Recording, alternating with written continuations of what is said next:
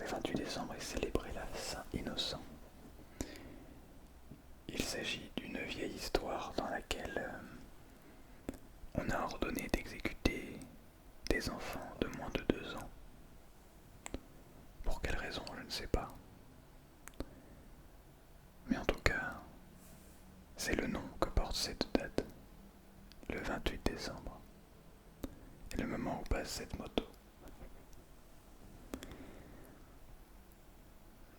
À l'heure à laquelle je vous tourne cette vidéo, nous sommes le 29 novembre, donc un mois avant. Et dans un mois, l'heure à laquelle vous voyez cette vidéo, j'aurai 20 ans. 20 ans. Je suis né le 28 décembre 2002. Et j'arrive pas à le croire. C'est à la fois si jeune et ça commence à faire en même temps. J'ai l'impression d'avoir vécu tellement de choses depuis ces 20 dernières années, mais surtout depuis ces 2 dernières années, pour être honnête avec vous. Notamment la création de cette chaîne YouTube, qui aujourd'hui fait partie intégrante de ma vie, mais qui, il y a 2 ans, alors que je n'avais que 18 ans, n'en était même pas une option.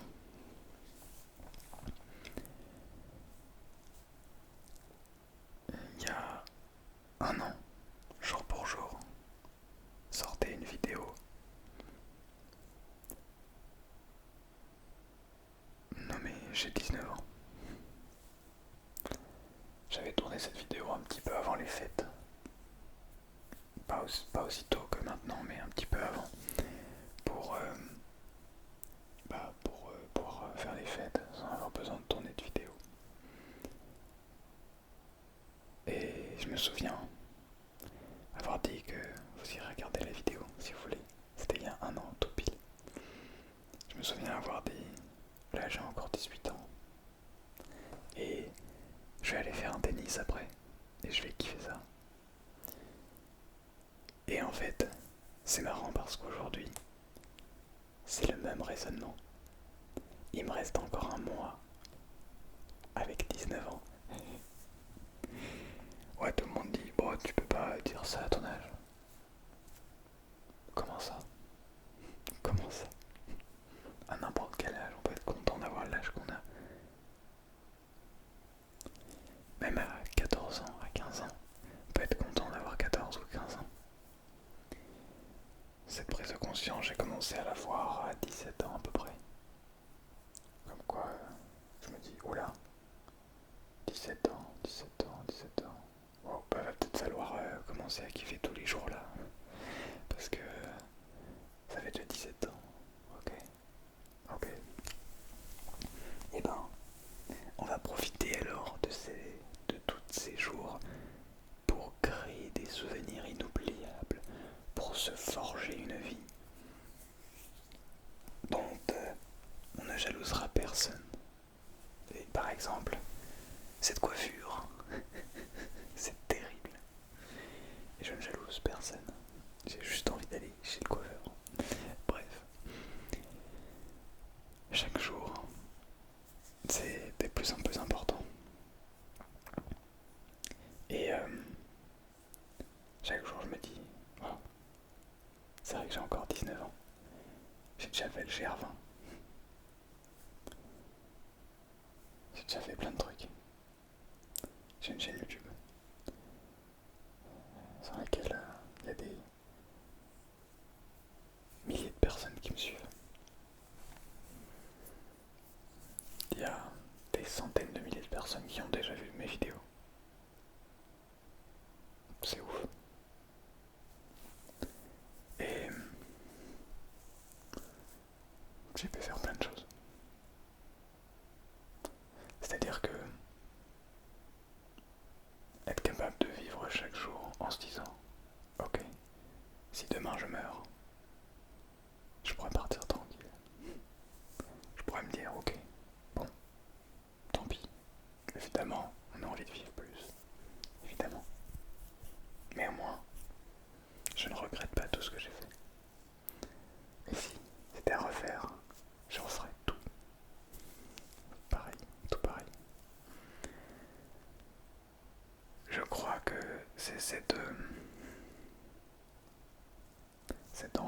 vivez l'instant présent, qui,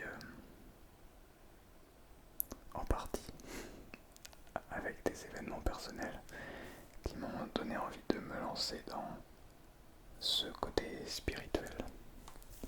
Je mets des guillemets parce que généralement on associe la spiritualité à la religion. Et on se dit, quelqu'un qui est spirituel ou un attrait spirituel, une pensée spirituelle, c'est quelqu'un qui croit en une divinité ou quoi que ce soit. Ce qui n'est pas vrai.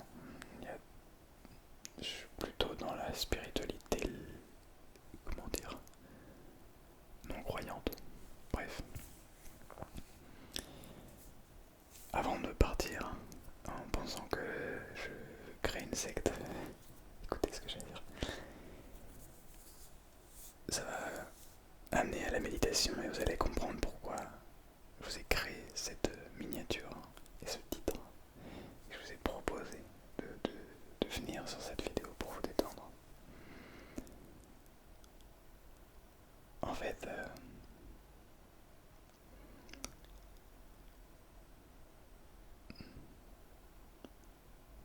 à un moment il me manquait quelque chose.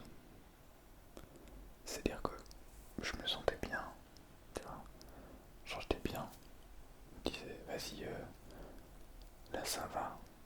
J'ai une vie plutôt bien. Bon, la chaîne YouTube à cette époque-là, elle était à quelques centaines d'abonnés, donc ça allait pas très loin.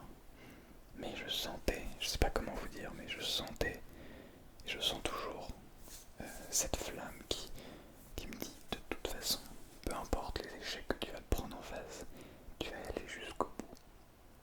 Tu vas atteindre ces 100 000 abonnés, peu importe. C'est un palier pour avoir un objectif chiffré, mais tu vas réussir à en vivre, tu vas réussir à créer ce que tu veux en fait.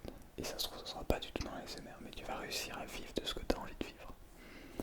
Parce que j'avais déjà cette flamme. Mais il me manquait quelque chose. Il me manque toujours beaucoup de choses. On n'atteint jamais le truc parfait, pour vous dire. Mais à ce moment-là, je me disais, c'est bizarre. C'est bizarre parce que j'ai l'impression que ça va et pourtant je fais les choses mal, enfin. Ça va, mais ça va pas si bien que ça en fait. Quand quelqu'un me parle, je suis toujours perdu dans mes explications. J'arrive pas, enfin, dans mes pensées, j'arrive pas vraiment à écouter cette personne. Écouter. Écouter. C'est ça donc. Écouter. L'écoute, c'est quoi l'écoute? Logique, l'écoute, c'est quand quelqu'un nous parle, on écoute. Mais c'est quoi une écoute? Puis j'ai découvert qu'il y avait des écoutes passives et des écoutes actives. Waouh, tu te dis, waouh, quoi? Comment ça? C'est écoute, tu écoutes, c'est tout. Non, parce que tu peux écouter d'une oreille, puis ça ressort de l'autre. C'est une écoute passive, en fait. On n'écoute pas vraiment ce que l'autre dit. On essaie simplement de faire venir ces informations sans les prendre pour soi, sans vraiment les écouter, les comprendre. L'écoute active, c'est l'écoute basée sur l'autre. C'est comprendre ce qu'il veut, en écoutant, en posant les bonnes questions au bon moment.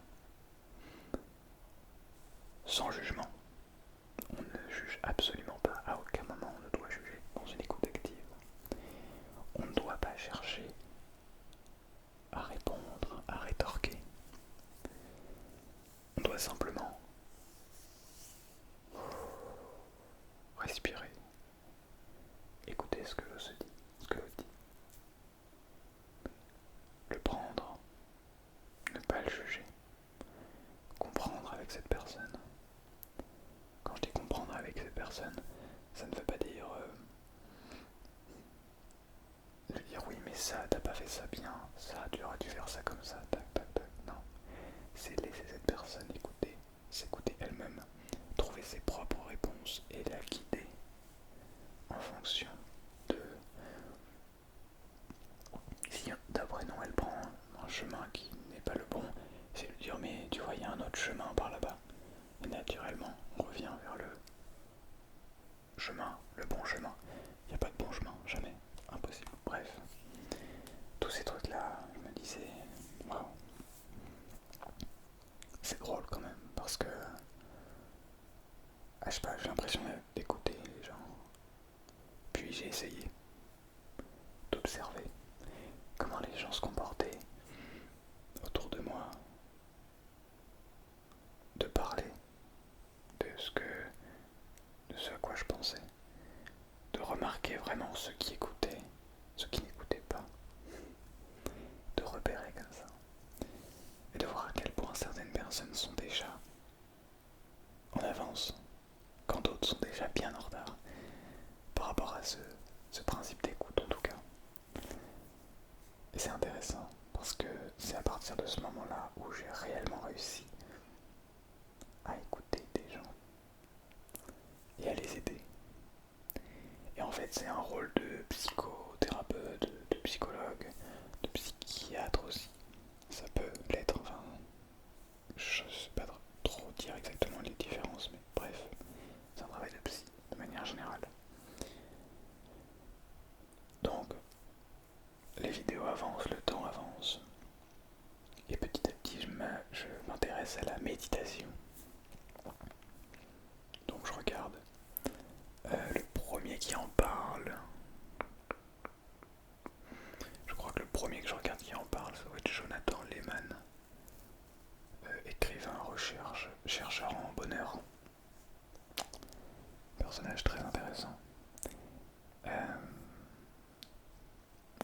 Donc lui déjà, j'ai suivi son principe d'anti-sèche du bonheur. Les mots, non, c'était quoi exactement? En fait, tous les matins, il proposait de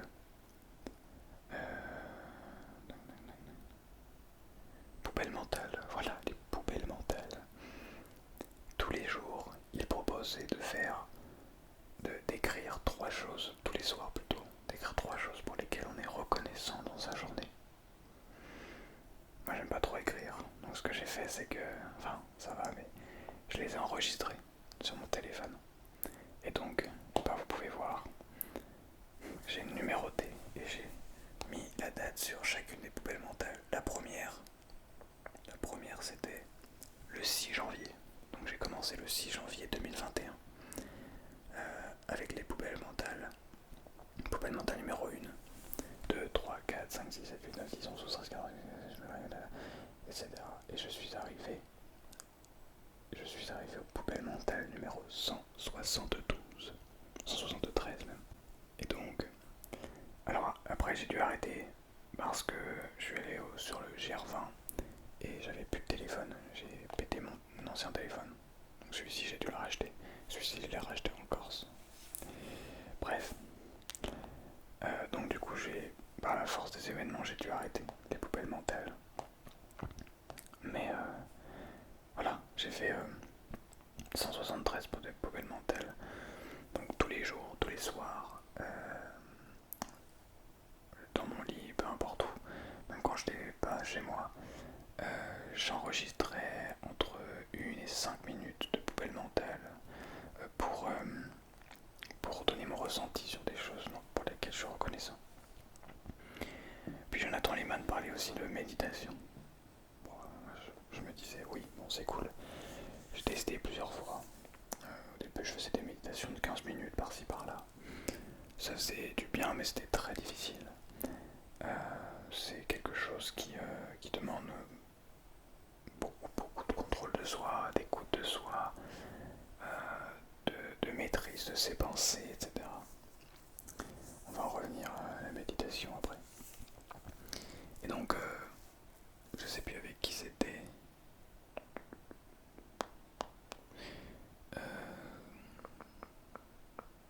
Je sais plus, mais j'ai écouté plusieurs personnes qui parlaient de tout ça, notamment Laurent Gounel, ensuite Christophe André, qui était très fort là-dedans. Arabi également, qui est décédé il y a quelques années, j'ai découvert aussi, comment dire, des manières de s'échapper du monde réel, enfin pas de s'échapper, mais d'accepter le monde réel tel qu'il est, en s'acceptant soi-même. Je sais pas si vous voyez ce que je veux dire. Bref, plein de choses comme ça qui sont hyper puissantes mentalement et qui, d'après moi, permettent justement d'aller chercher ce vrai bonheur, cette joie permanente quasi, et d'accepter évidemment les moments de tristesse, etc. Bref, c'est une autre partie. Et donc dans l'eau, il y a eu la méditation. Donc j'en ai fait par-ci par-là, je me renseignais, il y avait la méditation guidée, la méditation de pleine conscience. En fait, il y a plein de types de méditation. Et il y a plein de manières de rentrer dans un état méditatif. La méditation au sens propre, la méditation de pleine conscience, celle qu'on fait soi-même. L'objectif est de s'entraîner à la concentration. Qu'est-ce que ça veut dire? Ça veut dire que comme on va à la salle de sport, on va courir, on fait du sport pour entraîner notre corps, on fait de la méditation pour entraîner notre esprit à se concentrer. Je ne sais pas si vous arrivez à me suivre. Je pense que oui. Et donc, pendant une méditation, on prend par exemple un écart de 5 minutes pour être tranquille. Pendant 5 minutes, on va respirer comme on veut. Soit on laisse notre respiration s'évader.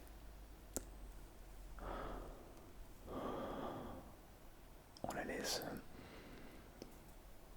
en, comment on appelle ça, asynchrone. Soit on décide de faire une respiration asynchrone, donc respirer comme on le sent.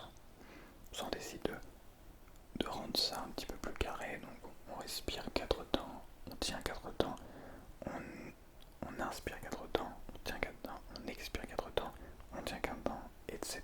etc. Ça, il y a plein de manières de respirer, bref.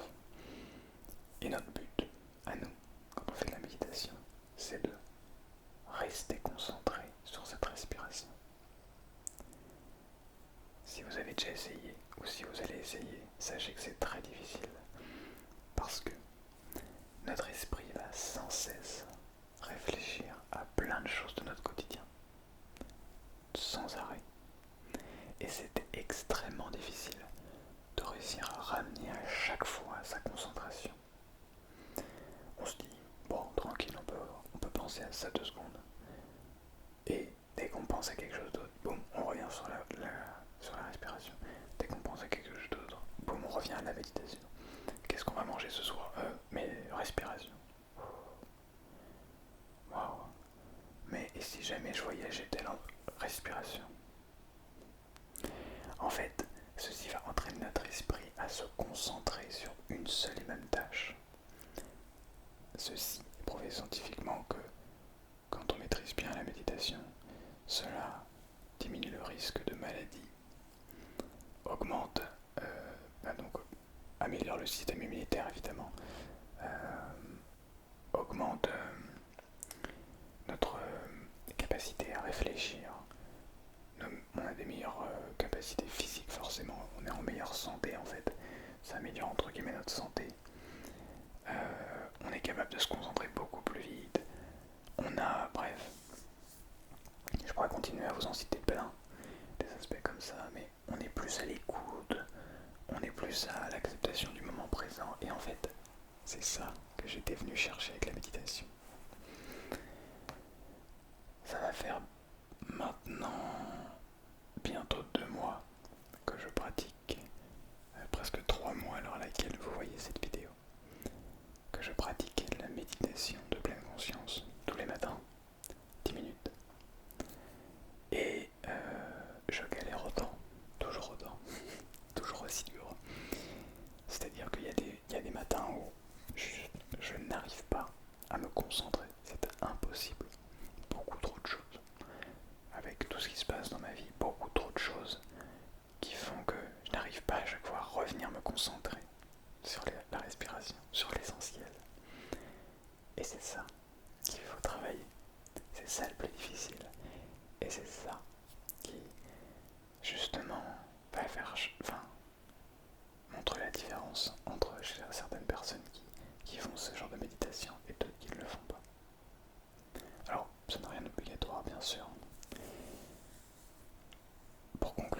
pense que je vous conseille très fortement d'essayer au moins. Alors étant donné que c'est un entraînement, que c'est une sorte de... comme si on travaillait un muscle, le mieux c'est de le faire régulièrement. Pardon. Ça veut pas dire faire 1 heure de méditation puis on n'y touche pas pendant un mois. Ça veut dire faire des petites méditations de 5 minutes.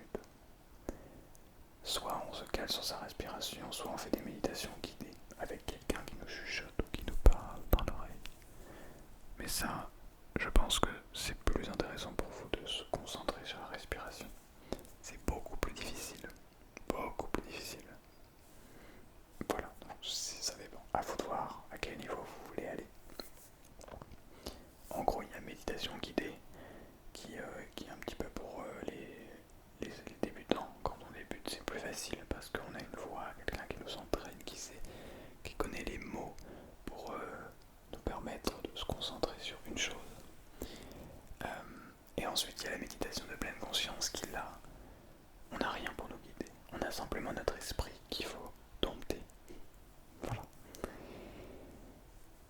J'espère que cette vidéo vous a détendu, ou au moins que vous avez appris, des choses.